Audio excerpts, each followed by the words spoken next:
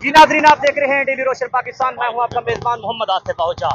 अल्हम्दुलिल्लाह सुम्मा अल्हम्दुलिल्लाह, जामे इरफानुल कुरान इस्लामिक सेंटर की जानिब से अल्लामा मुफ्ती मोहम्मद डॉक्टर तारिक बाबा साहब ने तहफ़्फ़ुज़ ख़त्म नबूवत और माह रबीउल अव्वल की आमद के सिलसिले में रैली का इनेकाद किया है।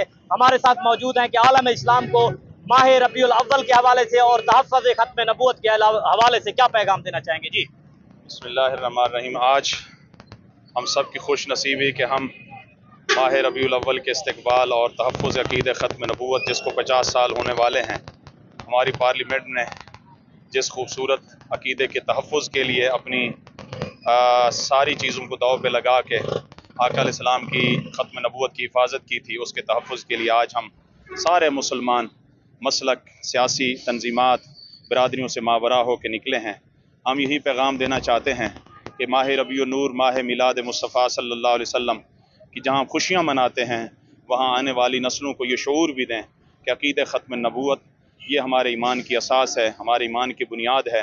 अक़ीद ख़त्म नबूवत का मतलब ये है कि अल्लाह करीम ने सिलसिला अंबिया अपने महबूब सल्लल्लाहु अलैहि वसल्लम पे ख़त्म कर दिया। हुज़ूर सल्लल्लाहु अलैहि वसल्लम के बाद अब जो कोई अक़ीद ख़त्म नबूवत में कदगन लगाएगा, नबी होने का दावा करेगा, वो काफिर है, ज़िंदीक है, मुर्तद है, रियासत पे लाजिम है ऐसे लोगों का कला कमा करे। ये अक़ीदा हम अपने बच्चों को बताएं, नौजवान नस्ल को बताएं कि आज साम्राज्यी ताकतें अक़ीद ख़त्म नबूवत को कदगन लगाने के लिए हर तरह के वो अपने असर रसूख इस्तेमाल कर रहे हैं। कभी वो पार्लियामेंट के ज़रिए हमारे कुछ अहबाब की छेड़छाड़ करते हैं, कभी इंतज़ामी उमूर में, कभी किसी इदारे में। लिहाजा पाकिस्तान नज़रियाती बुनियादों पर क़ायम हुआ था। हम उम्मीद करते हैं कि हमारे आला ओहदों पर फायज़ लोग वो दुनिया जहान के जिस मामलात में चाहें जो दिलचस्पी का इजहार करें, लेकिन अक़ीद ख़त्म नबूवत पर इंशाअल्लाह आँच नहीं आने देंगे। माह रबीउल अव्वल आज से शुरू है, यकुम रबीउल अव्वल है। आप आलम इस्लाम को क्या पैगाम देना चाहेंगे? मैं आलम इस्लाम को यही पैगाम देना चाहूँगा कि ये मोहब्बतों का महीना है, मोहब्बतें तकसीम करें, रहमतें तकसीम करें। आका करीम सल्लल्लाहु अलैहि वसल्लम जमी खल के लिए रहमत बन के आए।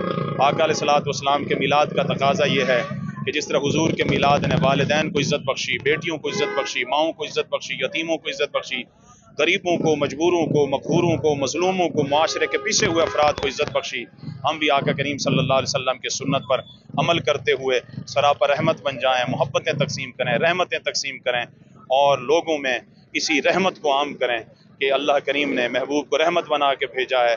उस रहमत का तकाजा ये है कि हमारे